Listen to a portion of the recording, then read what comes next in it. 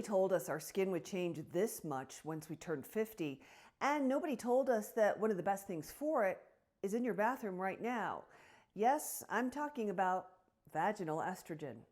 I've been on hormone replacement therapy during perimenopause and now menopause. In fact, I've been on HRT for about 10 years now.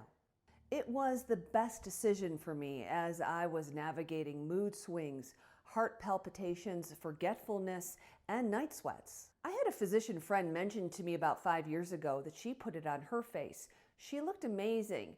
I have to admit, I thought she was a little bit crazy, but since I had the prescription at home for the intended reason, I thought I would give it a shot.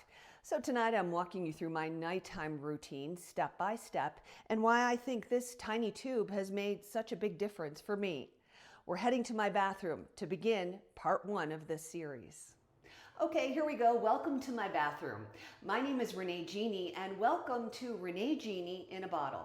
Nighttime routine. Okay, after I pull my hair back, the next thing I do is put on these crazy wristbands. I know this is old news, but if you've never purchased these, $4 on Amazon, so worth it. So when you're washing your face, the water doesn't drip down your arms, or if you have long sleeves on, you know how the water can sometimes soak your sleeves? This fixes it. I highly recommend it. So we get out a cleansing balm for our very first step. I wear sunscreen every day. I hope you do too. Even in cloudy weather, I put on sunscreen. Even if I'm just driving from my house to the gym, I put on sunscreen. My very favorite for a double cleanse is Clinique Take the Day Off. It's a thick balm that I scoop, put it on my hands. As you can see, it's really thick. Warm it up between my fingertips. And as you notice, my face is not wet. I apply this dry, rubbing it in, getting off all the makeup, and especially the sunscreen for the day.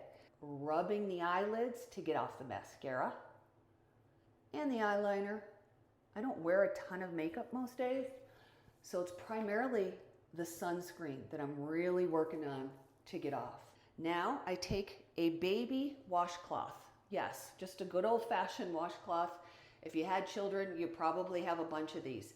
This washcloth, now that I think about it, it's probably about 20 years old. I don't buy the fancy ones on Amazon. Turn on the sink, wet the washcloth, and then I start to wipe off gently. I don't pull hard. Wipe off all that sunscreen. So that's step 1. Step number 2 to wash my face, Prequil. I love this cleanser, it's called, non-drying glycerin cleanser. I will put all of this in the descriptions as well if you don't catch it. I'll squeeze it out for you. It's clear and thick. Rub it on my face. This is cleanse number 2. Doesn't burn my eyes. By the way, the Clinique, same thing. Does not burn my eyes.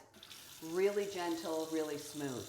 I feel pretty confident that the sunscreen, the mascara, and the eyeliner is gone. I'm not going to pat my face dry. That's because that's when I go in with my Estradiol vaginal cream, 0.01%. When estrogen declines during menopause, where I am right now, we start to see thinning of our skin, decreased collagen, dryness for sure I started to notice once I hit perimenopause and postmenopause, and a change in elasticity. I just kind of lost that bounce in my skin. I've noticed such a difference once I started using this Estradiol vaginal cream. Now, obviously, I'm using it off-label. Do I use it for the intended purpose? Yes, I put this on in the morning. However, for my face, that's when I apply it at night. After my cleanse, my face is still damp. I use it off-label under the supervision of my doctor. This is not medical advice. I'm not telling you that you need to do this. I'm just showing you what I do. There are a lot of well-researched benefits of estrogen on the skin, including thickness and integrity. So I'll attach the medical article down below. You can see the research and decide for yourself if it's right for you. Once the Estradiol vaginal cream is done, I move in with copper peptides. This is from The Ordinary. It's called Multipeptide Copper Peptides 1% Serum. I love this product. I've been using copper peptides for a couple of years now, and I really love this serum. Now you can see it's a nice, beautiful blue consistency. Copper peptides have been studied for supporting collagen and elasticity and skin firmness, all the things we want. Once we are 50 and older, I tap that into my skin, around the eyes, down the neck, and the chest. I put these in a box. I always put it back in the box and I take it out of the box because you know how many times this has dropped when it's just its glass container and shattered on my floor? I'm sick of doing that, so I've learned my lesson. I put it back in the box, back in the medicine cabinet. Next one in line is my niacinamide, also by The Ordinary, also very affordable. Niacinamide, 10% plus zinc. I use this as barrier support. I've used this one for years. It brightens uneven skin tone and sunspots. Let me show you what this one looks like. A couple of drops. I've been using this. This is like my slow and steady for years. I don't have a lot of issue with sunspots, but if you do, perhaps this is not enough for you. First, you may want to consider a laser or maybe moving into a 3-month dose of hydroquinone, which is a prescription to help with those brown spots. Then you could move into niacinamide. Some people say that niacinamide aggravates their skin or it burns a little bit. Feels great for me, no problem at all. After my niacinamide, I put on my last liquid peptide, which is by Timeless. Matrixyl S6 serum plus hyaluronic acid. This Matrixyl Synth 6 has helped with fine lines and elasticity for me. I love to use this at nighttime. This is a great peptide.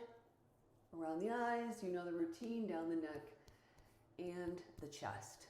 From there, we bring in the big guns. That is Retinoid, also known as its prescription name, which is Retinoid. I don't know if I'm saying it right. I usually go 0.1% for my Retinoid, and I like to do the sandwich method. So I put on my serums first, then my Retinoid, and then a thick cream over that. My skin is feeling a little bit aggravated, so I have 2 different prescription doses, 0.1%. This is the stronger one. You can see I'm almost done with it. And then my other one is 0.05%. This is the dose I've been using on my skin this week because, as I mentioned, it feels a little aggravated. And I think this is a great example of how you have to listen to your skin, listen to your body, see what's best for you during the week. I do not go around the eyes with my Retinoid, and I do not go on my neck. My neck is so sensitive, there is no way I could put this Retinoid on my neck. If you don't use Retinoid, or you don't have a prescription, and you get one, I recommend low and slow. So a lower dose prescription, maybe put it on once a week. I really had to move in slow with Retinoid, or I got quite a bit of aggravation on my skin and a lot of redness and a lot of peeling. So take my word for it. Don't do what I did years ago. Go slow if you're just starting off with Retinoid. Now I put a very thick cream on my face as well. Predominantly, I focus on the eye area. I love this brand, Klairs Maple Energy Infusing Cream. It's a very thick, creamy, maple tree sap, squalene, 3 peptides. It says nutrition and smoothness for the skin. I'll put all of this down below in the description if you're interested in trying it out. I live in a really dry climate, so I have to put a thick cream on my face. Maybe you live in a humid area. Maybe it's not as necessary for you to put on such a thick cream at night. Maybe a lighter lotion is more appropriate for you. As I always say, listen to your body, listen to your skin, do what's best for you. Okay, the Retinoid, as I mentioned, was way too strong for my neck. I would be a mess if I put that on my neck. I do a Ordinary retinol 0.2% emulsion. It says it's a high-strength retinaldehyde formula for age support. Again, you can buy this just over the counter, Ulta, Sephora. It's a yellow consistency, and I put this on my neck. I do not do this every night of the week, maybe every other. I've been dealing with something called poikiloderma. Have you ever heard of that? Never thought I'd know that word. But it's a brown and reddening of the skin. I've had a couple of BBL treatments. I've been on hydroquinone, working on trying to get rid of those brown spots. It is stubborn. If you have poikiloderma, you know what I mean.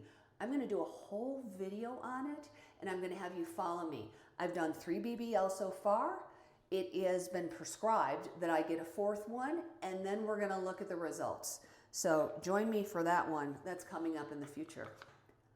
If your neck, and you're like me, is so aggravated on certain days, maybe after a treatment, maybe after a little bit too much of a product that you've been using on your skin, Derma E is your ticket. Trust me on this. It's the eczema relief cream. This is the one that does the job if your neck has had it. I'll put it on as an extra layer over the retinol that I put on my neck. Again, this is an extra step. I don't do this every night, so don't roll your eyes like, holy cow, how many steps is she gonna do? This is just on nights that my neck is really aggravated. Which leads me to, if I was forced to pick the products that I would use on my face every night that I feel are the most effective and have done the most good for my skin, here's what I would do. I would use my Estradiol vaginal cream. That would be after my 2 cleanses. I'm not giving that up. Then I would put on my Estradiol vaginal cream. That would be 1. Then I would go right to my Retinoid. I would put that on. That would be 2. And then I would put on a thick cream over it. That would be 3. If someone told me you got to cut down your skincare routine, those would be the non-negotiables. Do you use any of those eyelash growth serums? I've tried it, and every time it really aggravates my eyes. So I've been doing a little research on castor oil. I bought this interesting little spoolie in castor oil on Amazon. If you've been using castor oil on your eyelashes, will you tell me, has it done any good? Am I wasting my time? I'm going for it. I've heard a lot of great results with castor oil. It's just on my eyelashes, just like a little mascara wand. And I rub it on the bottom lashes. We're gonna give that one a go. Finally, I have talked about thinning hair up at the top and on the sides that I've been dealing with once I hit postmenopause. So I put on extra strength minoxidil topical solution. I bought this one on Walmart. It's the men's hair regrowth treatment because it's 5%. I don't know why the women's regrowth treatment is less of a percentage. If anyone knows, let me know. But dermatologists have said it's perfectly fine. Get in there with the 5%. So I put it at the top of my head and along the sides. Sometimes it drips down, so I kind of hold my head back a little bit and I get a tissue and I just dab into my scalp. And there we are. That's it. That's my nighttime routine. Thanks so much for hanging out with me tonight. Again, my name is Renee Genie, and you're watching Renee Genie in a Bottle. This was my nighttime skincare routine. The daytime is coming up in the next couple of weeks, and I hope to see you soon. Have a great night.